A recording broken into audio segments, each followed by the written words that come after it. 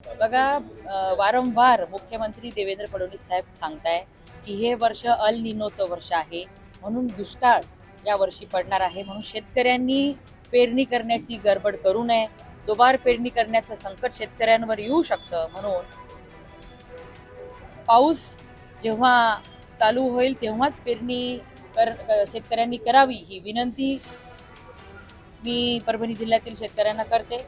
आणि अल निनोचं वर्ष असल्यामुळे पाऊस सुद्धा हा खूप कमी प्रमाणामध्ये पडणार आहे असं चित्र आहे. अशा परिस्थितीमध्ये कुठले पिकं घ्यावेत कुठले नाही हे आपलं कृषी विभाग, शासन योग्य पद्धतीने सर्व शेतकरी बांधवांना वेळोवेळी सांगत असतं.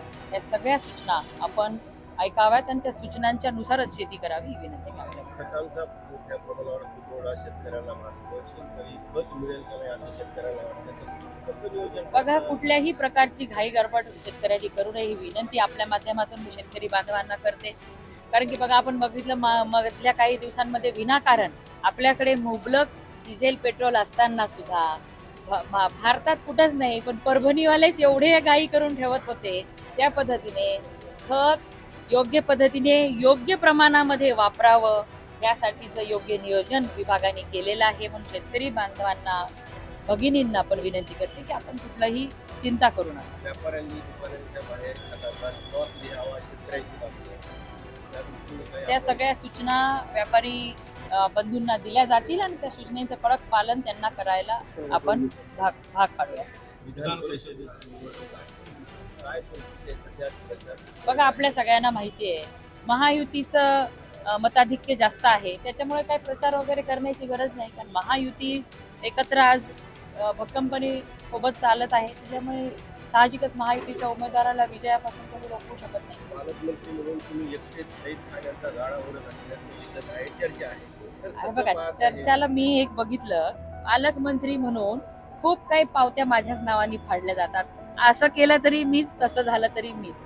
त्यामुळे आमच्या महायुतीचा निर्णय हा आमचे नेते मुख्यमंत्री देवेंद्र फडणवीस साहेब, उपमुख्यमंत्री एकनाथ शिंदे साहेब व राष्ट्रवादीच्या उपमुख्यमंत्री सुनेत्राताई पवार हे तिघं मिळून घेत असतात.